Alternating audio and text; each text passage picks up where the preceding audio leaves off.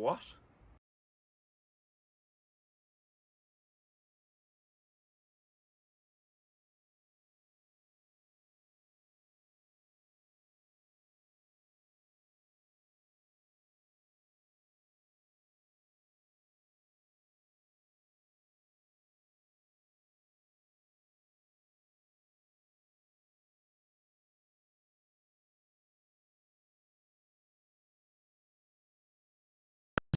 To review all that mental bonkers action on Tuesday and look ahead to the second day of the Cheltenham Festival, I'm delighted to be joined by multiple Cheltenham Festival winning jockey and the former rider of John Bon, Mr. Aidan Coleman. Welcome to the show. Thanks for having me. We will get into yesterday in a moment, but as Cheltenham Festivals go, I can't remember a more extraordinary start. Can you? No, it was, I suppose the first race kind of started as you thought it would, and then after that it just kind of went a bit bonkers, didn't it, as you said. Champion Hurdle was interesting. I'm sure we'll dissect it in a minute, but yeah, great day's racing in a way. Yeah, we probably could have had a whole hour show just reviewing the Champion Hurdle. You were working live yesterday. It must have been live quite surreal to be trying to react to this stuff. It was. I mean, it was, as Aidan said, Kopek the board goes in, you think, oh, here we go, the Willie Mullins show, it started now. And you thought it was just going to carry on, and then the Arkle was crazy, and we didn't think it was going to get any crazier, and Champion Hurdle. But I thought it was fantastic. I mean, that's what the festival's about. We don't want every race to be predictable. We want it to be competitive. We need it to be intense. And with the intensity that you get at a Cheltenham Festival, you get the drama, and that's what we got. I thought it was brilliant. And what we need on Good Morning Cheltenham every morning is a bang-in form tipster, and we have got one for you this morning, Mr. Paul Kealy. Congratulations. I know he returned 13-2, but 2 weeks ago you told me that Meyertown was an absolute certainty for the Ultima. Would have been your banker of the whole week at that stage if you thought he was definitely going for the race. What price did you get? Yeah, I got 28. Yeah, it was good. To be fair, it was still 20s after the decks. I mean, it was just a massive gamble. You could have got 12s and 14s on Monday night. So, yeah, massive gamble, and you could see why, couldn't you? Jump Like a Stag, one tiny error. Jump Like a Stag went away, £20 in hand. You know, Lucinda Russell won that race twice with Korak Rambler, didn't he? You can easily see him coming back and doing it again next year, can't you? You know what I mean? He's a good horse. He had a very, very low ratings. First time since 2006 that a horse rated under 130 has got in it, and the horse rated under 130 won it that year. You know, so you got a very lowly rated novice, and he looked like, you know. I watched the race by your side, and I've never seen somebody so confident in running. Halfway through the race, you said, if he jumps, this is all over. Yeah, and that was the only time he made a mistake. Yeah, and I said he crashed through the fence. Don't say anything. Yeah. Shut up, DJ. Did you have a moment, Keels, where you thought 3 out where Patrick pushed and he went on? Did you think, oh, is it a bit early? No, because I just remembered, I thought to myself, blimey, he's going a bit early. And I just remembered how he picked up after the last at Kelso. And I know it was a Mickey Mouse race there, but it's just, he has so much in hand, didn't he? Well, I have bad news for you, Keels, because you might have tipped Meyertown and back to the 28-1, but you are not the most informed tipster, not only in this house, but not even on the couch, would you believe? Because yesterday we saw Golden Ace win the Champion Hurdle, and Miss Maddy Playle tipped up Golden Ace at 100-1. Put your hands together, folks. Well done, Maddy. 100-1 Golden Ace. Now, the big question that everybody wants to know, and you can be honest, this is not gloating. We've seen we're going to show the clip now in the paper. Did you back it? Yes. I had 20 quid on. Fantastic. £2,000. Happy days. Yeah, it was mental, wasn't it? Absolutely crazy. And look, I can't sit here and say, I'm a genius, I'm so shrewd, because how much luck was involved, honestly, with Constitution Hill coming down, State Man coming down. But I thought, you know, personal gains aside, it was a brilliant result because it showed that you have to be brave when you're running these horses. You have to jump to win. And yesterday, she was the best horse in that race because she jumped all the hurdles and she ran fastest up the hill, and that's what you've got to do. How did you feel passing the line? Because it was an online bet I placed in, I think it was December 26th.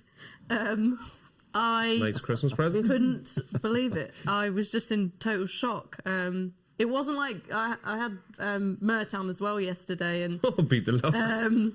Yeah, that was different because you're betting on course as well.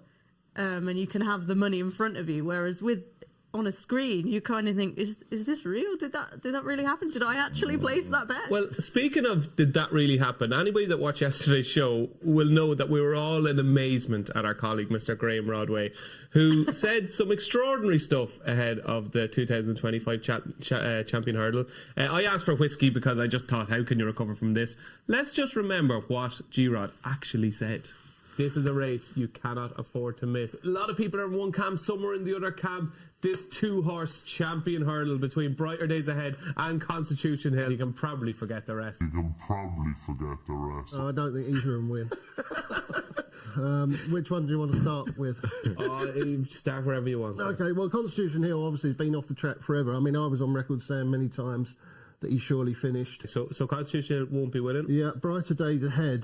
Well, she beaten on her sole start at this track last year by Golden Ace. So she can't win? Brighter Days Ahead out with the washing. My God. G-Rod, I'm sorry. Hands up if you're watching. I owe you the deepest of apologies. You were right. I was wrong. I'm an idiot. Everybody knows that. That was almost the most glorious piece of prediction. Because coming down to the last, I was watching Stateman, and I watched it beside our editor, Tom Kerr, and Tom Kerr comes over to me and he goes, G-Rod is going to get the forecast.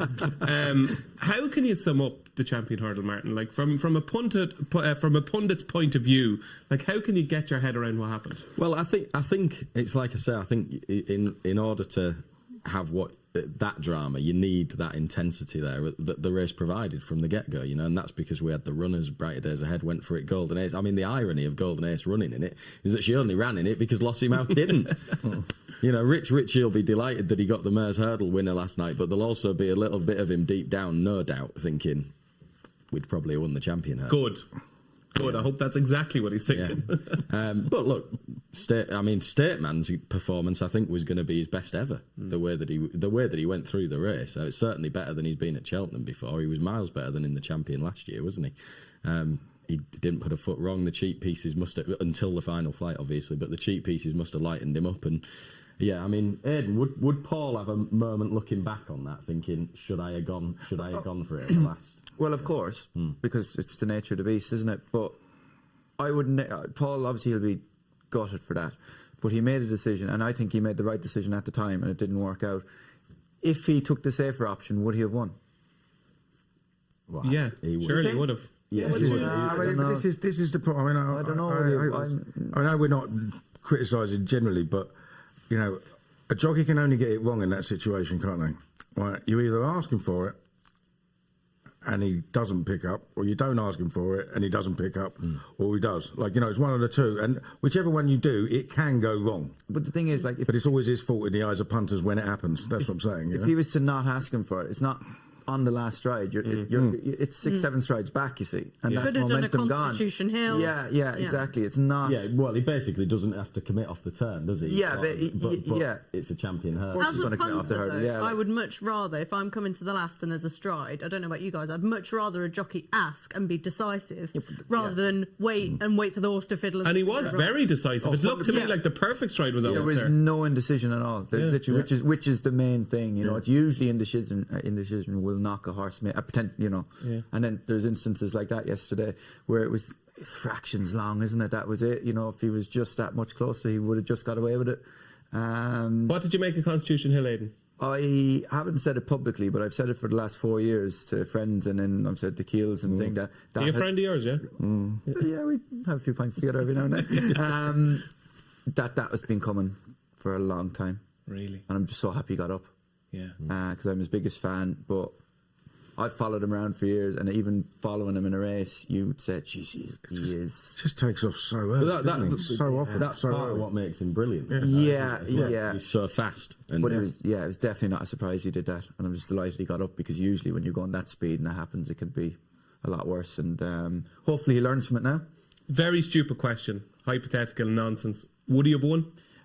It's interesting. Look, it's hard to say. I don't know. I was kind of always anti him this year, but one thing as a jockey also, if you're on the floor, you're never unlucky. Name of the game is jumps racing, and they're not negotiable, or they're not. It's not an option to jump them. You have to do it, and if you don't, you don't win. That's I wouldn't see past that. I'd be like, well, he fell, so he's supposed to jump the jumps, move on. I thought after seeing the Arkle Keels that was the most extraordinary race we're going to see this whole week.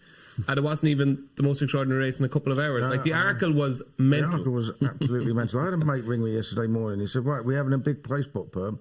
I said to him, don't be daft, it'll pay about £8. Paid 11 grand. So we never got involved. I think I'd have needed 11,000 lines, to be honest. Like, it was just, couldn't believe it. But Madgeburg, no doubt about it, he's clearly the best horse in the race. I mean, he nearly won it despite the 3 proper howlers in the race. The second last, he should have been on the floor there, shouldn't he? And the last, he landed flat-footed, didn't he? So to almost get back up and win, he was easily the best horse in the race. But, you have got to jump him. And, there were question marks about his jumping because he's another one, gets fences rather than hurdles, but he can get very low, can't he? And it actually wasn't that did for him, to be funnily enough. It wasn't going really low at one. It just, dragged them hind legs through it and lost them on landing. Yeah, got beat. I thought this isn't going to be my week, funnily enough, because I was on load of sod each way. I thought, oh, here it comes, but then what happened? He was the one who paid for trying to go with him, and he's ended up getting pegged back by 3 of them. I didn't even get the place money, But yeah, an amazing race. Yeah, and Jago Bay was the first horse beat, wasn't it? Yeah, I thought that was a brilliant ride from Nico. Yeah, because he didn't panic. Yeah, well, that'd be for me. As soon as he was out of the race, he's accepted he's out of the race, and he knows he's going to save him for the until after 2 out, basically, to really ask him. But if he asks to try and keep him in the race, I think he probably finishes last. Well, maybe not last. He might beat Touch Me Not, but he wouldn't have finished like he did. But he saved him, and had one go, and it paid off, didn't it? Maddie, how good is Kopek de Board? I think he's good. Obviously, he's good. There's no very in front of that good, though. Yeah, I thought about that because he's not there yet, is he? His jumping could do with a bit of work. He jumps hurdles like a chaser, I think. He's good on a long stride and he makes a nice shape then, but he's not particularly good when he gets in close and he has to fiddle. Clearly got a huge engine, but also clearly a little bit quirky, hence the application of the hood, although he was calm as houses in the prelims, wasn't he? I just don't think he has all the ingredients to be an incredible horse, and he's clearly already very, very smart. But he needs to improve, which he should do, because it was only, very early days still in the Supreme. But I need more evidence first that he is going to progress from what he did yesterday, because I think, like with Madgeburg, like with Constitution Hill, like with State Man, these big days are about putting it all together when it matters. And if he doesn't sharpen his jumping up and get that bit more racecraft, then he might be vulnerable to someone who's a little bit more polished. Okay, any other highlights from yesterday? Hayley Colours won the National Hunt Chase. Put your hands together in the Fred Winter. Anything else? He was good, wasn't he? Put your hands together. He's. Wonder if they might give him a crack at the Grade 1 at Aintree, given the way that he won that race yesterday. He was well on top. As soon as he hit the rail, he forged away, didn't he? And he had loads in hand. The pace was too fast, wasn't it? They went crazy. Yeah, I mean, what was Stencil doing making the running? I think he'd bolted to post as well. Right, yeah. A bit. I think he'd kind of got away on the way down, and he probably just felt that's maybe what he needed to do. I don't know, but they obviously went. Hot Fuss ran a massive race considering how fast they ran a blinder, didn't it? Yeah. Okay, that was yesterday. What you want to find out is what's going to win today. But before we do, let's have a look at Paddy Power's Eliminator. Introducing Eliminator, Paddy Power's new free-to-play game. Select your horses and survive 6 exhilarating rounds to win up to £250,000. That can't be right. £250,000? Play Eliminator free every day this Cheltenham Festival. Only on Paddy Power.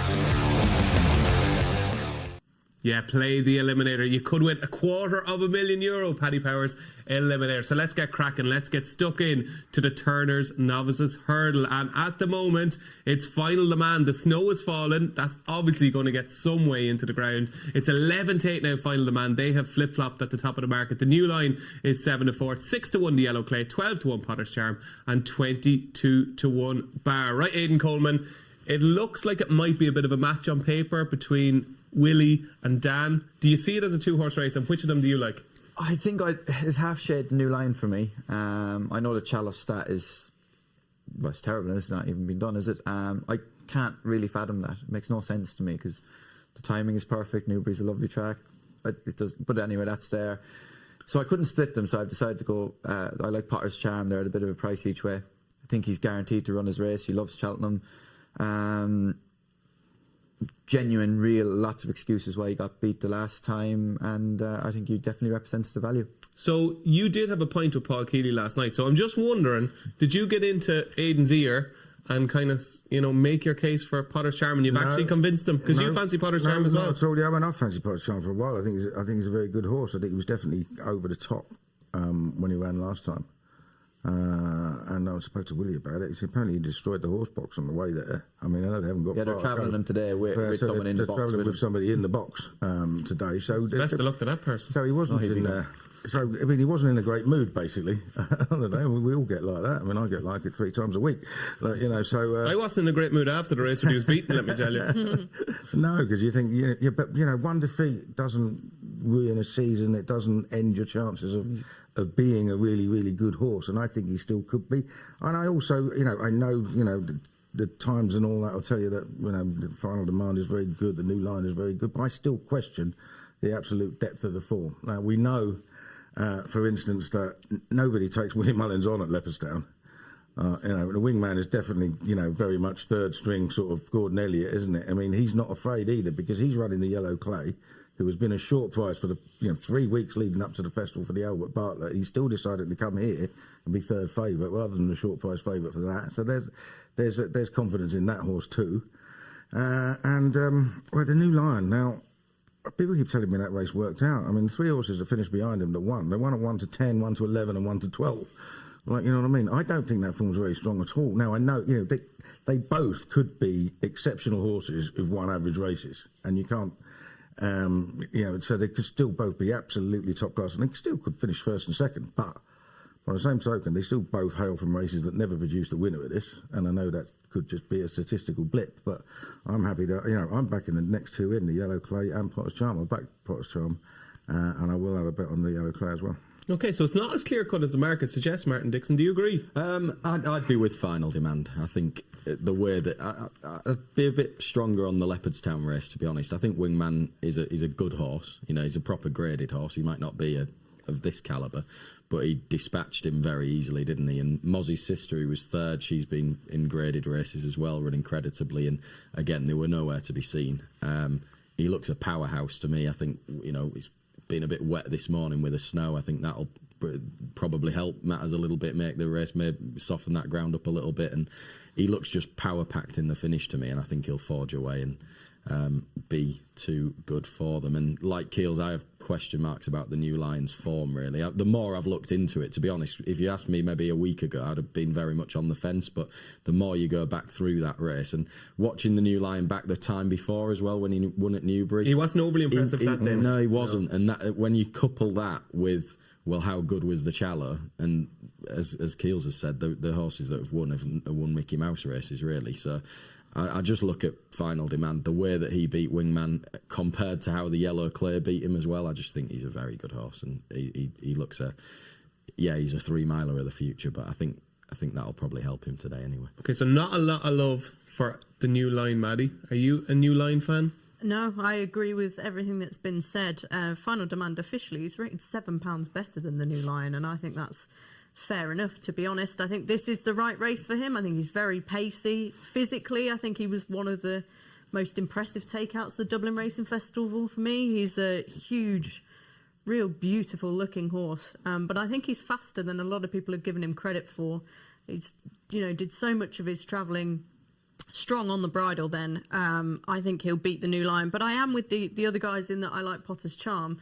I think if you discard that last run where he clearly wasn't right, and we've already heard this morning about how there are excuses, then what price would he be? I think he'd be a heck of a lot shorter. They've put a tongue tie on him, so that might bring out some more improvement as well. His form worked out okay. Obviously, the Aintree race, we didn't see a lot of that, but I think his defeating of Miami Magic was fine. That horse has gone on to run second in a Grade 2, and I don't think those were Potter's Charm's ideal conditions either. I think this race is going to bring out the best in him. At the start of the season, people were saying this is a future Gold Cup horse. He's beautiful and he's going to be Britain's best chance. Any 14-1 out there, I'd still say is a very fair price. And the other one I'm quite interested in is Willie Mullins is probably about 8th string, and that's Cappiger Pike. Just incredibly unexposed. But I thought he improved a heck of a lot from his first run to his second run this season. Obviously, he'll need to build on that, but he's interesting, and I think he surprised connections that day. So I wouldn't be surprised if he put in a good performance. But it's Potter's chant for me. But of the big two, I think Final Demand is definitely the one to be with. Okay, so we could have a big upset in the opener. 3 of our panellists are with Potter's Char. Martin is with Final Demand, and I am very much in the new line camp, but I'm very much on my own as well, it seems. So I was at the races yesterday. Everybody was coming up to me. How's Johnny getting on? How did Johnny do? Did he back Mashborough? Did he lay Constitution Hill? Everybody wants to know how Johnny Deneen got on. So you're about to find out. Johnny, everybody wants to know how day one at the festival went for you. But before that, just show people your breakfast. Look at this. This is only the tail end of it now, that's all. Petit Faloo is on the run. You know on the run. Yeah. Well, I have all the rest of it, but I was rushing, so this is going to finish it off now in a few minutes. Faloo. Okay, how did you have to go? Mashborough was your big fancy. It was a big blow. Yeah, no, bad start. I played well, though. I lost, but I didn't have a really bad day. I had no bet in the first, so I avoided laying that winner. Lost me money, Mashborough. Got most of my money back to change them and back to the each way. So it wasn't, each way ran yeah, ran okay. 4th race, didn't lay last time out, so I was lucky there. Champion Hurdle, did you lay Constitution Hill? I did in the end. At 1-5 something, 1-4-7. I said, look, I didn't take a whopper out of it, but 1-5 something on the machine. 1-5-6. I said 4-7. I can't just look. Sometimes you just say to yourself, look, I was losing as well. That probably helped the decision. Yeah. So I said, look, I'll kick myself if I don't lay it. And so I did. I didn't lay it for a fortune, but I did lay it. I backed total luck each way, and I had no bet in the last race. I had a small bet in the winner in Century the 4-6 horses Bond Broker. So I lost, but it was manageable. No, I was happy coming away from it, yeah. Okay, so slightly down, but he's reasonably happy. Best bet today, Johnny. Day 2 of the Cheltenham Festival. Look, with this snow, I don't know what's the ground going to be like here. You know what I mean? Yeah. I'm not so sure about the first race. I think none of them are great prices, to be honest. The new line. I'd be favouring the new line. I won't back against it. I'm going to lay Ballybourne. Are you going to lay Ballybourne? Stop. 4-6. That is an insane price. It is the worst price in history, isn't it? Wow. I don't know how it's so short. Genuinely, like it was 2-1 in this race 3 weeks ago, and nothing's changed. Nothing has changed. Like I'm going to back Better Days Ahead and Dancing City to beat it as well. Okay. And finally, John Bond, player lay. I'll probably have something in Marie Nationale, but I wouldn't be laying John Bond. Johnny Dean, very best of luck. Okay, bye-bye. The breakfast of a punting champion. There we go. Petit Faloo yogurts for Johnny Deneen. The most insane price he has seen is Ballybourne in the Brown Advisory. What? How short is Ballybourne? Well, he's 8-13 with Paddy Power. Dancing City 11-2. 10-1 Better Days Ahead. Very much on the drift. Gorgeous Tom has been popular. Is also 10-1. 16-1 Key to Bourbon, along with Stellar Story, and 20-1 Lecky Watson. Aidan Coleman, the most insane price he has seen. Ballybourne. Do you agree? No, I agree. He's short enough, but I think he's banker material. Like he's like 1-4 to win the Turner's Novice Hurdle last year, which he did. This is a better race, though. Yeah, he beat Jimmy Desai. Yeah, but how far? He might win the Coral Cup today. Yeah. No, I just do. Like I know people have crabbed his jumping a bit, but I think he's safe, isn't he? He'll get from A to B, and is a 3-mile chase. He will stay because he hit the line really strong at Leopardstown over 2-5. Really strong, to be fair. He was the last 100 yards, he was really impressive. And that's a stiff 2-5 at Leopardstown, so he'll definitely stay. He is an assured enough jumper. I know maybe you might crab his jumping next year when he goes to, like, say, if you're on the King George or something like that, because you think the others might be a bit more fluent than him. But he was beaten by maybe like one of the as good as horses we've ever seen is in Sergino. I really thought he was that good over 2 miles. Ever seen? No, he was on that trajectory, wasn't he? Wow. To be fair, yeah. I think I can say that now easily because I'd say after his ailments at the moment, hopefully we will, but it might never. Might never see the evidence of it. Like around a sharp Kempton, I just don't see how you could not fancy him. Festival form as well. He's better horse than Dancing City. Okay, there we go. 8-13. Johnny Deneen doesn't fancy him, but Aidan Coleman definitely does, and I have a feeling Martin Dixon does as well. Yeah, well, I've been thinking for a couple of weeks he would win. I mean, he's got to be fair, when I did one preview night this year, and me too. I made him my best bet of the meeting, thinking he's the only one of the Mullins shorties that's not short enough, and he was 7 or 4, 15 to 8 around then. Yeah. Which hung around, didn't it? And then he's just steadily been backed, and then even in the last 24 hours, he's caved in. He's got to a price point where I couldn't say have the lot on at 8 to 13 because he's found his place in the market, but I think it's the right sort of price. So I've got no qualms with it. I think he's comfortably the best horse in the race. To me, he's the only top class horse in the field. I don't really need to say much more than that. You know, he's beating the right horses. He's relaxing. He's maturing. I think his jumping is fine. He's just a 3-mile chaser in the making, isn't he? Really, you know, he's not a fast horse, and he's never going to be a 2-mile chaser. But even the fact that he coped with the Kempton race around 2 miles around Kempton in the way that he did. Did he cope though? He crashed through the last. I thought he coped with it well enough to run a good race behind a proper, you know, champion 2-miler in the making, and he's categorically not a Kempton 2-mile horse. I thought it was a really, really good run. And we saw at Leopardstown that, you know, the 2-mile 6 win at Leopardstown underlines that he shouldn't have been running 2 miles Kempton, you know. But I think today's tempo of race and everything will be much more suitable for him, and I'm just hopeful he'll just outclass them. I will back Gorgeous Tom as well at 10s because I think he's a massive improver up to 3 miles, so I don't know where the ceiling will be. I suspect he's not as good a horse as Ballyburn, like I say, but I think he will improve quite a lot over 3 miles. You'd be back in Ballyburn at 8 to 13. No, I'm not back in Ballyburn at 8 to 13. That's what I'm saying. He's got to the point where he's the right sort of price, really. You know, will Ballyburn turn out to be a better chaser than Hurdler?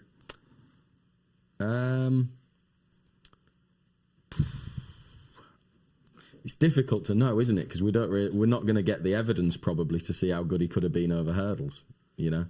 Well, we might. You never know. We'll see how today goes. Yeah, I mean, I think he'd be some weapon over hurdles, to be honest with you. But he's done the typical thing of going straight over fences. Okay, so he's one of those that could win 3 stayers hurdles, isn't he? Like, yeah, you know what I mean? Because he's that good. I'm not 100% convinced over his jumping. I just think he's careful. He's careful. He won't make the sort of mistake we were discussing it earlier. He won't make the sort of mistakes that Madge made. But I just don't think he's an absolute natural. I do think he's easily the best horse in the race. I'm not going to deny that. I have backed Gorgeous Tom. I will have a bigger bet on him without the Fav because I think he will beat the others. I think Dancing City's too slow. I think he's guaranteed to have been running in the National Hunt Chase if it wasn't a handicap. What's wrong with Better Days Ahead? Better Days Ahead wants bottomless ground to my eyes, and it's not going to be. That won't have done anything to it. That snow out there. So that snow out there won't have done anything to the ground. Very much. Not Why very is much that? at all. Not very much at all. You look this up online, right? Okay. There's a ratio. So Keels has a theory here. Okay, listen to the theory. It's not a Keels theory. You can look it up online. So it's facts. There is a rule of thumb ratio where snow is basically equivalent of one. You know, the volume of snow is 1/10 the volume you get of water. So if it's 10 centimetres snow, it's 1 centimetre of rain. I love how every racing pundit turns into a weatherman. It's great. Great intro. I look out. He read it on the internet. So hold on a second, right? If you have 10, I don't know, measurements of me, okay. So if you have 10 centimetres of snow, that's the equivalent of 1 centimetre of rain. You really don't know measurements. That's what they say. Yeah, I tend to exaggerate, Aidan. Yeah, that's what they're saying. I'm going to tell you what. I tell you what. Next time you're at home and it's snowing, mate, get a bucket, just fill it up with snow. Right, yeah, because it snows every day of the week. Bring it inside, right, and see how full it is by the time it's melted. And what about yellow snow?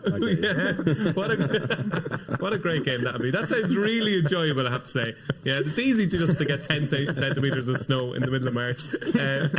So you're with after your weather briefing there. You're with Gorgeous Tom. I think Gorgeous Tom. I think Gorgeous Tom definitely wants decent ground as well. Like, you know what I mean? So I think this is going to suit him. And he is, you know, his dam was half just a Kappa Bleu, I think. It was second in the national. He's just absolutely guaranteed to improve dramatically. I mean, I was hoping that Emmy de Bomber would be running in one of the handicaps and I was going to have a proper unload. But he didn't. And I think, you know, I'll take that as a sign of confidence that he thinks he's got a top class chaser in the making. You know, the way he finished last time when he was, I know he's only fourth, beating a length, but he was only beating a length by Croke Park, and he looked like dropping out the back of the telly going to the second last, and he absolutely roared home after it. He has to improve at 3 mile. I think he'll improve past the others. Whether he does Ballyburn or not, I don't know, but I'll take him out of the equation as well. Okay, so it's been very cut and dried so far. It's Ballyburn and Gorgeous Tom. Nobody else can see anything getting into the mix. Can you, Maddy? Yeah, definitely. Listen, Ballyburn at 8-13, not a bet that I'm ever going to get involved in. He's clearly an incredibly talented horse, but Paul Townend's admitted before, he's not an easy ride. You know, he races with his head more or less on the floor. I'm not saying he's ungenuine or anything like that, but he takes some knowing. Like Keels, I've not been convinced by his jumping technique. He may be safe, but I'm not sure he's necessarily improved for a fence. When you say, will he make a better chaser than a hurdler, it's very difficult to say. But I can't see him being massively better than he was over hurdles, although we never got to unlock that potential. Anyway, from an anti-post perspective, I like Dancing City. I thought he was your bog standard, well, more than bog standard, a very, very good winner of this race. Only does what he needs to do. Would not be out of place in winning a usual running of this race. But the trouble is, DJ, if you like Dancing City, then all of the other runners in the race they don't have that much to find with him. There's only a couple of pounds between Dancing City, Better Days Ahead, Gorgeous Tom, Stella Story, Lecky Watson, Kaida Bourbon. And if you look at what Lecky Watson did last time out, he has actually produced a monstrous performance on Racing Post ratings of 154. He doesn't have that much to find with Dancing City at all. Admittedly, he was behind him a lot over hurdles, but fences are a different ball game. I think he could get a nice easy lead here potentially as well.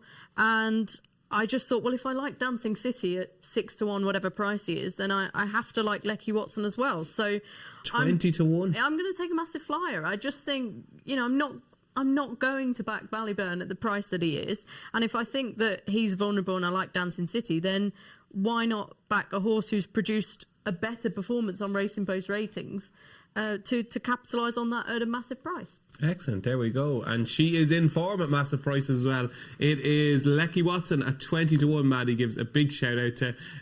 I thought Better Days Ahead had drifted out to an amazing price at double figures, to be honest, which I can't see him finishing out of the first three. Paul is with Paul. I don't think I've called you Paul in a long time. Keels is with Gorgeous Tom. Aidan is with Ballyburn, and so is Martin. That look over my shoulder there. Your Brown Advisor. Yeah, who's Paul? Who is Paul?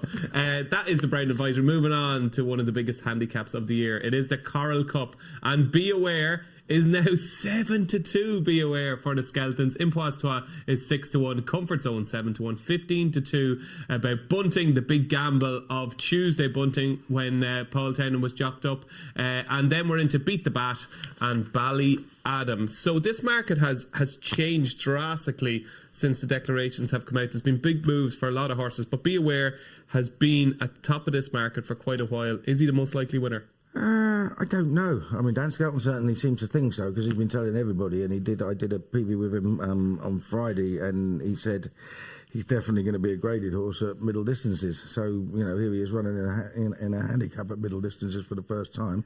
Well, he was second to Camzinus over 2.5, I think, last season. But so he could have any amount of improvement in him. So you've got to fear him, but there are plenty of others in the race, and I backed two. One of them Beat the Bat as another who's crashed in price, because he was 20s the other day when the decks were made out, and he's now a single figure with Paddy Power, I see. He was, you know, he's just not a 2-miler, and he keeps running in 2-mile races and getting outpaced and running on, and I think this race could suit him down to the ground. But he's, you know, would I back him at 9-1 now? Probably not. And the other one I backed is Jimmy DeSoy. I'm hoping that they've just seen, well, right, we need 5 runs in hurdles, so he's had his 5, and we'll let him do his improving at home and then come and win this after finishing second to Ballyburn last year. Threw a bit of a spanner in the works, I suppose, with Paul Townend choosing Bunting. That surprised me, because I don't fancy that at all. But yeah, I still fancy him. You know, Willie Mullins does have other riders win races at the festival, so I'm not going to worry about that too much. I mean, you know, we know how good Ballyburn is in terms of pure talent. He was beaten a fair way by him, but I think 3 or 4 of the ones that were behind him are now 150s rated chasers, and he's sitting there on a mark of 146. So if he has done any improvement at home, then he's going to be well handicapped. Jimmy DeSoy, 14-1 for Keels. Maddy? Keels has stolen my thunder there on Monday. I love going through the decks and sort of thinking, who pops out that I hadn't previously looked at? And for me, it was Beat the Bat, and I saw the 25-1 disappear right in front of my eyes, which was very annoying. Apologise. I didn't get that. I didn't get that. Okay. We both missed out. I still managed to get some 16s, which I'm sat fairly happy on. I think he's just going to be very, very well handicapped off 133. You look back through his form, admittedly, it's very different and not totally relevant to a race like the Coral Cup, but he very nearly beat Golden Ace in a bumper, giving her weight. He has run some cracking races. Again, he ran a brilliant race at this course behind Dysart Enos. Up in trip at Haydock, first time out, he was second to Steel Ally. That form has been boosted. That horse has nearly won the National Spirit at the Grade 2 the other day. Windsor wouldn't have been his track, I don't think. Made a mistake at the wrong time. I think you can forgive that. And Newbury last time, very, very quietly eye-catching, coming home in 5th. I just think this step up to 2 mile 5 furlongs is going to bring out a big jolt of improvement. I see the angle for Be Aware. Obviously, you can say that he's very well handicapped, but you're getting a much bigger price about Beat the Bat, who I just think is totally unexposed. His pedigree as well, there's plenty of evidence in it to suggest that he'll actually relish this step up in trip. His half-brother Ray Deschamps won over 3 mile 2. So I'm really confident that Beat the Bat is going to run a huge race later on today. Beautiful. 9-1 Beat the Bat now. Was 25s now into 9s. So we have some breaking news. The snow has stopped. Found very little off the bridle. Stopped very quickly on track. So it's no longer snowing at Cheltenham Keels. Not that it makes any difference, because snow doesn't matter. Yeah, it was forecast to stop. It won't make that much difference, will it? It'll probably go back to what it was like at the first race of the meeting yesterday. I wouldn't say it. And we do owe you an apology, because we've got news through that Keels was actually talking perfect sense about the snow to rain ratio. So Keels, as usual, you were right. I was wrong. I shouldn't have been ridiculing you.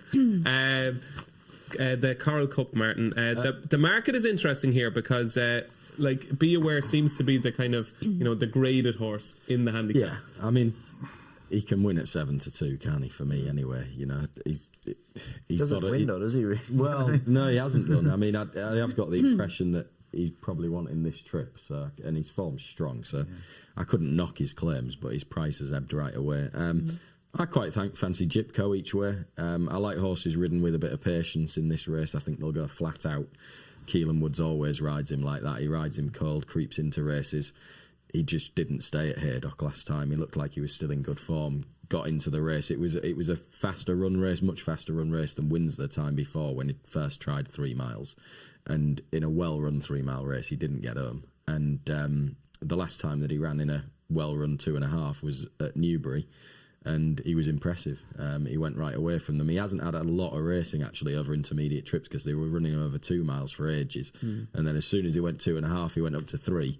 I don't think that worked, like I say. And I think he's still well handicapped, Jipco, and he'll get the right type of ride for the race. So I'll go with him each way. 12-1 Jipco with Paddy Power for Martin Dixon. And Aidan, you have the final say on the Coral Cup. Yeah, I like Ballyadam, to be honest. I rode him in a county hurdle a few years ago. That's when you had the jockey cam on, wasn't it? Yeah, that was brilliant. What I loved about that is you saw the before and also the after. All right, I don't watch any of that. I watched the race. I watched the race bit back, but I loved seeing the interactions between you and the usually groom they turn them off, and Rachel. And coming back down the chute. And it was brilliant. Well, that's what, it is what it is, and I think the jockey cam should be used more over here. I think some of that footage is great, and if you have a jockey cam and a Fred Winter or something like that, you would get some iconic shots because they're pretty rough dirt races, and I think it's just a bit of perspective for people actually what happens out there, because it's no one's fault. From the stands, it all looks pretty straightforward. Horses jump off in a position and they stay there, and then at the end they go forward or back. But the politics and everything like that down at the start, and the craft of race riding, which is always forgotten about in my opinion, is I find it fascinating, but it was my job. So I think everybody would. The ultimate start yesterday. Well, it's just those starts are just so tricky to get right. When you got especially that start, because the way it's positioned, there's no room, and it's really difficult. And look, there's going to be more false starts at the festival. It's just the way it is. It's a high intensity. People have instructions to follow, and most of the runners, believe it or not, a fair percentage would have been told the same thing. So it didn't look like it should have been a false start. No, I didn't think so at all. It must be the first time in quite a while that we didn't have one in the Supreme. Yeah. And it looked like it might be for a while. I hate the standing starts. They're a complete mess. But there has to be a repercussion for jockeys breaking the tape, because if you break it and then you break it again and you break it again, then you might be less inclined to break it the first time. And as well, like, it has to be zero tolerance, you know, because if not, the jockey loses trust in the starter, and then it just goes back to how it was before, which is just organised, not even organised chaos, just chaos. But with that Ultima, I think when you've got, you know, sort of seasoned chasers, well, less so with Murtown because he's only a novice, and they're sort of jig-jogging in and they're all in a line, isn't that so much easier to let them go rather than say, right, you've now all got to stand, and it takes ages with some getting broadside on, you know, horses around the back, and then some jockeys will, I'm sure, take a turn because they know they're not in the ideal position to take advantage of that. And I just think when you've got all the runners coming in at a nice pace, they might be going slightly quicker than they wanted, but there's no one who's disadvantaged by that. Well, It looked perfect to me, though. Yeah, It looked perfect to me when I was going. Yeah, I didn't watch it obviously that closely, but just say someone is doing something wrong, then you kind of set the narrative that I take that point. it goes forward, and then all of a sudden it literally in 3 races it goes back to how it used to be. Okay, what's going to win the Coral Cup? I like Paddy Adam as I started there. He loves the festival, really. I know he doesn't win there, but he runs well. I'd like the price. Look, he's Be Aware probably going to be the best horse going forward, probably, no doubt. But he's found one too good for him in races before, all those races bar the first one. And there's 25 other horses here that could be, that he could find another one too good for him. I just like Bally Adam. He likes Cheltenham. I think he'll like the Coral Cup. He ran well on the county hurdle is, you need to stay to run well in that, and he's done that. So the trip and all that is no problem. And second to Langer Dan in this race last year as well. Yeah. Okay, so Colonel Mustard, any chance at a very big price? you answered that very quickly, Aidan. He can get in the frame, can't he? Oh yeah, that's Not right. regularly, doesn't he? Yeah. He was the other one I was looking at. Yeah. Ballyburn at 11-1 for Aidan. I'm very much in the comfort zone camp. The price, the juice is gone very much, and all the pips are gone. But 7-1 comfort zone. I think he is very well handicapped. That is the Coral Cup, moving swiftly on to the to the Glenfarclas cross country chase. We won't take up too much time on this because we have to get on to the champion chase and hear Aidan's views on John Bond. But Stumptown is your 9-4 favourite. Galvin is 7-2. It's 7-1 bar. Very quickly, Maddy, what wins the cross country? Stumptown. I've tried to find something at a juicy price, but I think what he did at the track when we last saw him was super impressive. Is he unbeaten over these banks now in his 3 runs? Keith Donohue's on board. I think it is a lot of weight when it's now a handicap 11-10, but they're going to go slow, then sprint. I think he's the best horse in the race. There was a nod of approval over here for somebody. Yeah, I just literally echo what Maddy just said, so I won't take up too much time. The interesting horse in it is Bustletown, isn't it? Yeah, absolutely. I can't imagine that there was any other day in mind than today. No. And look at the very trainer. politically put in. Yeah, Joseph Bryan doesn't need any introduction from me. He's had an unbelievable year, and he's my worry. But at the same time, as I said, I find it very hard to get away from Stumptown. Probably wouldn't have been out of place in this year's Coral Cup off 157. 9-4 Stumptown, Martin. I'll go Galvin. I just think that run against Delta Work the other year was a cracking run, wasn't it? The pair were miles clear, and I think getting a little bit of weight from Stumptown. I'll go with him. Galvin, yeah, I'm a Galvin fan. Keels? Yeah, well, I've backed a couple. Think about it this way: there were a couple of young horses in there that have got reasonable weights, and I just thought, they'd be more interested. Bustleton's one of them. I backed him at the post. I wasn't going to back him today. I don't think he can get much shorter, but he did have 2 looks, and they were just looks at the course. And the other one's the Goffer. And he's 11. Even though he's out of the handicap, he's £11 lower than when 4 to Korak Rambler 2 years ago at the Ultimate. He's £9 lower than when 5th on absolutely desperate ground in last year's Ultima. He wants better ground. He's another one who had a look at the course a couple of starts ago and roared home almost out of the camera. And I think he's a pretty good second string to Galvin. Okay, one interesting thing here. I did a preview night with Noel Moran of Bective Stud, and he's obviously got the Yellow Clay and Wingmen and Firefox and load of big chances during the week. His charity bet, and it was for a really good cause, was Chemical Energy in this race. So a vote of confidence from the owner of Chemical Energy in this race. But those are your views on the screen in the Glenfarclas Cross Country Chase. Galvin is for me, De Goffer for Keels, and it is Stumptown for Aidan and Maddy, and you're with Galvin as well, Martin. That is the Glenfarclas Cross Country Chase. Moving on to the big one at 4 o'clock. It is the Queen Mother Champion Chase, and Jonbon is 4-5. Marine Nationale is now the biggest danger according to the market at 5-1. 15-2 Energumene. Solness is 9-1. It's 11-1 Bar, and the only place we can start is the former rider of Jonbon.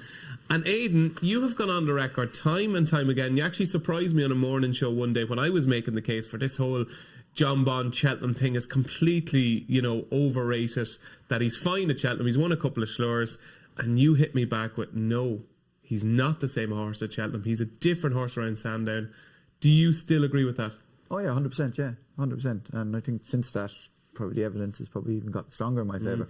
He's still an extremely good horse around Cheltenham. I just think this race Sandown, he's a 1-10 shot. But why? What's the difference in Jonbon and Sandown and here? I don't think the undulations suit him. He's very straight backed, very little use of his back. That's why sometimes he makes a couple of mistakes as well.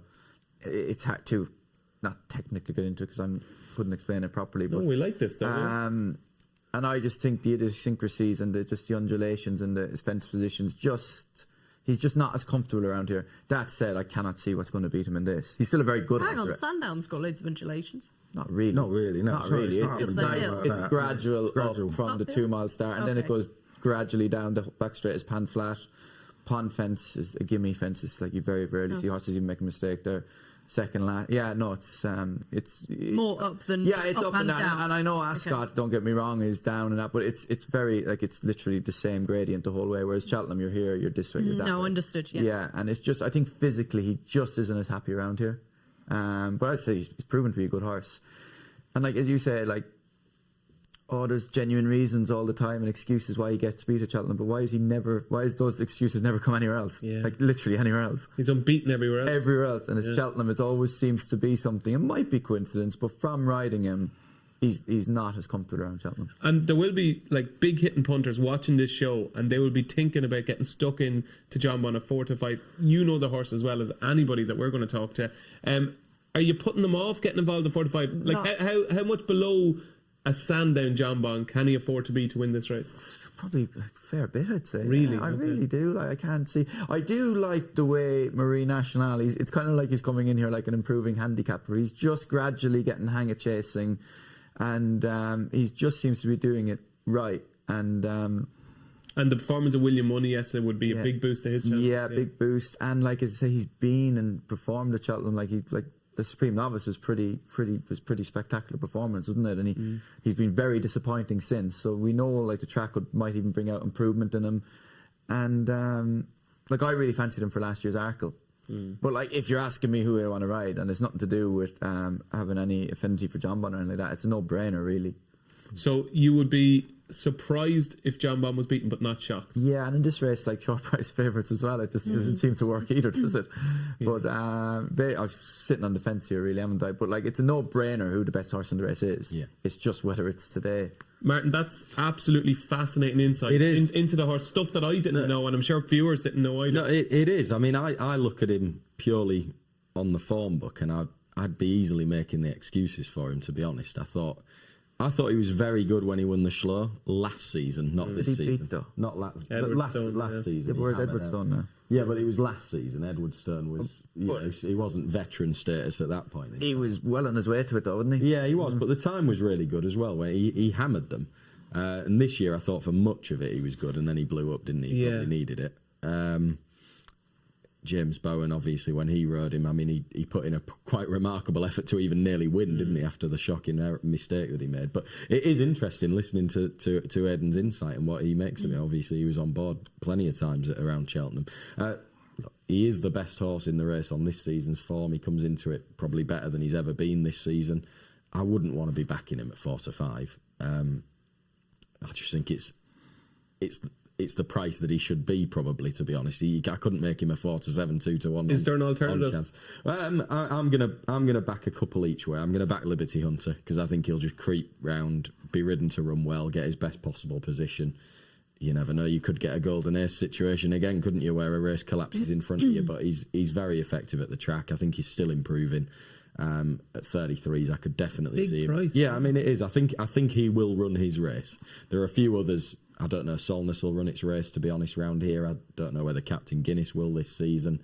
Not sure about Marine Nationale. I mean, I think he's short enough at 5s for a horse that's never jumped round Cheltenham before. I take the point that he's improving, but I think Liberty Hunter is probably going to run a career best today. Whether that's good enough to get in the 3, we'll wait and see, but it wouldn't shock me if it was. And at 33s, I'll certainly take the chance each way. I think I'll probably back an Ergomen each way as well, to be honest, at 15-2. He's still a very good horse, isn't he? And, you know, if John Bond makes a mistake or doesn't give his running, it throws it wide open. I think he probably should be second favourite, you know. And the fact that Mullins relies on him I here. thought he'd gone second favourite, actually. Yeah, an Ergomen. Because I was asked for me selections this morning. It was Marine Nationale or Ergomen, and I went Marine Nationale, and at those prices, I'd do it the other way round. Yeah. Like, you know, I'd love to see John Bond win, because I think he's just one of the most honest horses in training. He turns up and tries his eye out every single time, and he puts in a top-class performance nearly every single time. But as Aidan said, if he's not that happy around there, this is the race. This is the 2-mile race of the season where they go hell for leather. And the bit with Solness as well, isn't it? Quickish ground. And then if you think he's susceptible to making a mistake, these are the conditions that are going to make him more susceptible to making a mistake. And we've seen what happened with Madgeburg. You only need to make one to knock you out of your stride, and then you're in trouble. Like, you know, I'd rather not see that happen. But if as a punter, I wouldn't be backing him at that price, because I can see it happening. Yeah. So therefore, I'm going to back something else. I'm a big. I will have to now have a couple of quid on Liberty Hunter. I hadn't thought about it. He was my banker at a meeting last year in the Grand Annual. Yeah, that was tough. I think he would have won if they hadn't have had a standing start. Oh, the start was a disaster. For him. So I'll have to have a couple of quid on him now. Is it ridiculous to have 3 each way bets? That's fine, Giz. You're in form. You can do what you want. You know, so a couple of quid on Marine Nationale and Ergomen, and sit there laying out loads of money on other horses and secretly hoping John Bond wins. There we go, Maddy. Yeah. I think it's absolutely outrageous that Solness is nearly double the price of Marine Nationale. I know that Marine Nationale has the supreme win, but he's not a horse that I think it's paid to trust in recent times. You know, he had an injury, he's had problems with his wind. I'm concerned about him at the prices. I just think it's crazy. I think why, you know, Solness beat him fair and square at Leopardstown last time. From me thinking all winter this race is going to be an absolute burn-up, it might not be now, because you've not got Ile Francais, you've not got Matata. Others can go forward. But I think there's a possibility that Solness is not going to get too much pace pressure on the front end. I know he was beaten a mile by John Bond in the Tingle Creek, but the complexion of this race has changed since, and he's put in 2 completely different performances in Grade 1s at Leopardstown since. I think the price is totally wrong. If you look at the history of this race, front runners who aren't the best horse in the race win it. Look at Special Tiara, Politolog, Put the Kettle On. No disrespect to Aidan. These are horses who weren't seen as the best horse in the race beforehand. And what have they done? They've made most of the running and won. And I think Solness is probably going to be, well, he is, certainly by the market anyway, going to be underestimated again. He's a 7-year-old, so he's at his peak now. Joseph O'Brien is an absolute genius at readying horses for the Cheltenham Festival. I couldn't believe the finishing effort that this horse put in at Leopardstown last time. I thought Marine Nationale was surely going to mow him down. I don't think he had any excuses whatsoever. This horse is at the absolute peak of his powers. You know, he's rated £3 higher than Marine Nationale. He's beaten him now very, very easily. Why the hell is he nearly double the price? I think it's madness. That was some passionate plea, Maddy. I was expecting to stand up and do a fist pump at the screen. There we go. That is solid. There are plenty of people who will be rowing in behind you. That was extremely good. Very good case, well made, Maddy. And maybe you might want a free bet to put on Solness after here, Maddy. And here's how to get them. Do you want over £2,000 in Cheltenham free bets? Visit racingpost.com/free bets, the ultimate hub for betting offers. Racing Post. Stay ahead of them. So that was your champion chase preview. It's going to be very interesting to see what happens with John Bon. I think he'll win. Aidan thinks he'll win. Martin is with Liberty Hunter. Of course, Maddy is with Solness. And Keels is going to back Energumene and Marine Nationale, potentially each way, against the Hot Pot John Bon. Moving on to the 440. It is the Grand Annual. An unexpected party is 11-2 to go back-to-back for the Skeletons. My mate Mozzie, is this going to be the day my mate Mozzie gets married? He has been the bridesmaid so often. He is 13-2. Jazzy Matty 13-2, the former Fred Winter winner. JPR1 is 8-1. It's 11-1 So Scottish and 12-1. But I'll start here because this is my strongest fancy today. I'm all over JPR1. I think he's in a different league to these horses. I know he's off 156. He's given lumps of weight away. But I could see him finishing 3rd, 4th or 5th in a champion chase. I think he's going to be in his comfort zone the whole way around here. Love his prep. I think the ground hopefully will be quick enough for him to do himself justice. And even at 9-1, I think that's outstanding value. I think he'll take the world of beating. So there's my view on JPR1. What do you like? Yeah, I'd be pretty positive on him as well. But Trap Rain Law, I've made him my nap of the day each way. I like his chance. I think he's a well handicapped horse. He ran really well at Ayr last season off a higher mark. Ran really well actually in a listed race at Carlisle on his comeback run, which was a fast time figure race as well. So I still think he's got that ability. The 2.5 at Musselburgh last time out, they rode him a bit negatively. I think he's a better horse over 2 miles, ridden up with a pace. I suspect Patrick Wadge will be looking to do that again today, and hopefully he can repeat the Mayertown dose from yesterday. Well, the very best of luck. Trap Lane Law each way at 14-1 for Martin. Aidan? I'd go and echo exactly what you said about JPR1. One thing I was thinking driving here today, a bit softer ground with the snow, but as Keels has said... Oh, we're fine. No, we're fine. It's now going to be closer to good to firm because the snow dries it out, obviously, does it? No, but as JPR1 for me is the class horse in the handicap, and that angle comes through time and time again, isn't it? How many handicaps do we see the class horse win? And he is a very obvious one. Like he was looking like a champion chase horse at in his first run of the year in the Holden Gold Cup. Yeah, beat Jello, yeah. Obviously he's not that good, but at the same time, it's a no-brainer for me. I think he should be. It's a hard take. Should be a lot shorter in a cavalry charge like the Grand Annual, but I think he'll win. I think he's unquestionably the best horse that Joe Tizzer trains at the moment. Keels, what do you like? Back in February, Lucinda Russell won 2 races at Kelso back to back. The second winner, she said afterwards, this is one of the most talented horses we've dealt with. She didn't say that about the first winner, and that was Mayertown. Primoz. Again, he's won a Mickey Mouse race, he's won a match by 54 lengths. But he jumped like a stag from the front, just like Mayertown did yesterday. And if she says he's one of the most talented horses we've dealt with, that's good enough for me off a mark of 130. It's as simple as that. Now he might not be good enough. He's inconsistent. She did add if we can get some consistency into him, but she also said she changed his training routine after his 2 disappointments. And if she says that about him, he's going to be a lot better than 130, isn't he? Well, yourself and Lucinda. If he's as far ahead of the handicap as Mayertown was, then JPI1 isn't going to be giving him £20 or so, is he? So. I think he's got to have a right chance, and again he's a big price because nobody's thought about him. He's not big price. I didn't think about him until the other day, to be fair. I'd never even heard of him, but I started going into it and I watched him jump and I thought, hang on a minute, I quite like this one. I like it when they creep up on you like that as well. Absolutely. What I was going to say, I've also backed Jazzy Matty because I think he just runs Cheltenham well, doesn't he? And he will go close. Okay, yourself and Lucinda were match made in heaven yesterday, so maybe you will be today again with Primoz. Maddy? I'll try and keep this quick. Also had a little bit each way on Primoz. Spoke to Lucinda Russell about this horse a couple of years ago now, and like Keel said, he's right top of the pile of horses that they've had. And I know that they have investigated some of his issues and got to the bottom of some of them, so I'm interested in him. But I do think Unexpected Party is going to run a massive race, only £6 higher. I think the way that they've shrewdly campaigned him this year has been very clever indeed. If you give Liberty Hunter an each way chance in the champion chase, I think he's going to run a real big race in trying to record back-to-back runnings. And the other one, who I will have a bet on, is American Mike.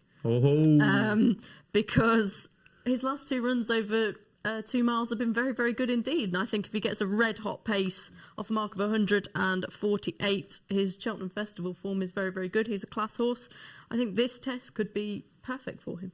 There you go. American Mike, keep the faith, says Maddy. The final race on Wednesday is the Weatherby's Champion Bumper. And Copacabana, the choice of Patrick Mullins, is he going to win the Champion Bumper again, is 5-2. Game of Inches, the horse he could have ridden but doesn't, Paul Townend rides, is 9-2. Along with Bambino Fever, the choice of Tom Siegel, price-wise, in the Racing Post. And Calypso Chance is next in the market, and it's 14-1 bar. Right, Maddy, what wins the bumper? I'm going to have 2 more bets in this. I've already had one. Back No Drama this end, anti-post. Think he's got a very good chance. Also, like El Cairo, David Maxwell's horse.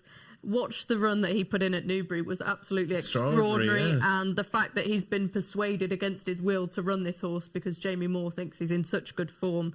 I think that's, good enough for me at around 18-1. But I'm going with the bigger price of the whole lot, purely because of the price, and that's Idaho Sun, unbeaten in 2.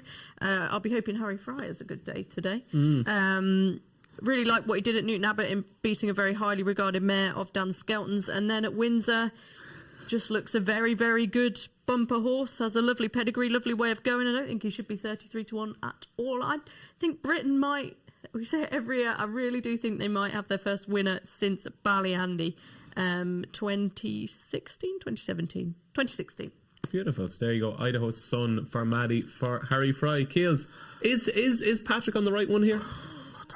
I don't think he is. I mean, honestly, I couldn't care less. I mean, I just don't watch bumpers. I'm just not interested in them. I got asked for a token selection, so I put it up as Game of Inches, but I mean, I haven't heard of half of these. Well, you know what? That token could be cashed in. I'm watching this El Kairos now, but I mean, if you're paying attention to me and for betting advice in bumpers, you must be mad. We'll be having a pint at this I just don't care. I don't even watch them, Yeah. Do you like anything? I like Calypso Chance. I think he's got the best form. Beat a load of previous winners in the listed race last time out. They've obviously laid him out for it since then. I just think he's the horse with the best form. As it stands, obviously, could be any amount of improvers in there. Copacabana, I just think this was your lay of the week on Monday. Well, I just think he's a really poor price for what.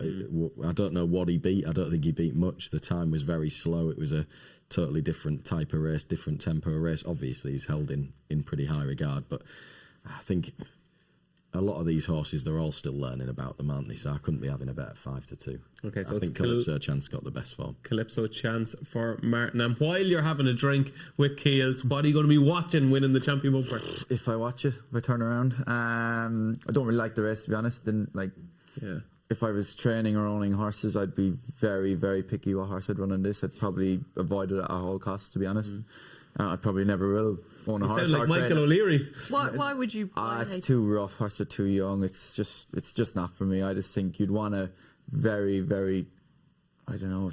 It's supposed to be educational races, aren't they? Yeah, but you're riding. If you put a jockey cam in this, you'd see some sights. I can tell you that. Shouldn't be having grade 1 races like this. I just really don't believe you should. Yeah, as I say, it's rough. Who's going to cope with the roughness now? Again, I'd put up a token suggestion like Keels, and I just put in the favourite because it's the favourite. Well, no, I just think again with young horses, what is the days exactly? 20 days from the Game of Inches. Yeah, I think for that is the absolute minimum, and probably off the bridle though. It doesn't matter. He still went racing, got in the box, left the box, still to gallop around strongly for 2 miles. I just think that's an absolute minimum. You turn a bumper horse around, it's not long enough for me. People are going out, giving out about Cheltenham being too close to entry. It's 3 weeks, and it's the same thing. I just think, that's a negative for me, but I put no real thought into this, to be honest. Okay. No worries, that's okay. You've given us plenty of winners already. You've given us the first 6, so we'll let you off this one. There you go. That's our preview of day 2 at Cheltenham. Now it's time for the all-important charity bets. And we got one up yesterday. Yes, we had 50 quid on Haiti Colours. I got my charity bet up, 50 quid on Haiti Colours at 5-1, I think it was. So 300 quid going to charity. Okay, charity bets. Maddy, where is your 50 quid going? Thanks to Paddy Power. Going in the Coral Cup at 240. It's Beat the Bat. Beat the Bat for Maddy. Paul Kealy. Yeah, I went for Jimmy Desoy. I should have gone for Primos, really, shouldn't I? Because it's Lucinda Russell, and I backed it at 28-1. Okay, but you're going for Jimmy Desoy. Yeah, for Jimmy Desoy. Okay, Martin. Can I go Liberty Hunter each way in the champion chase? Martin, you can do what you want. Liberty Hunter each way. But I would say, what did you tell them beforehand? It was Trap Rainlaw. Trap Rainlaw. But they're an extremely talented bunch of production. We can leave it with Trap Rainlaw. So, no, they're good. They're really good. They're going to change that on the screen now. And for you, Aidan? I think with Ballyburn. Was it? Okay. Yeah, I think Ballyburn. that my nap. Yeah, Okay, yeah. Ballyburn Go big, for you. win money. And I am very much in the JPR1 camp in the Grand Annual. There you go. JPR1 8-1. Jimmy Desaya 14s for Keels. Ballyburn for Aidan at 8-13. Martin is going for the big one, the whopper. Liberty Hunter 33-1 to take down Job on. And Maddy, there she goes. She's on Beat the Bat at 9-1 in the Coral Cup. So that's it, folks. My thanks to Maddy, to Keels, to Aidan and to Martin Dixon. It is Champion Chase Day, and don't forget, we'll be back with you same time, same place, 8:30 tomorrow morning to preview Stayers Hurdle Card. Until then, enjoy your day and best of luck with all your bets.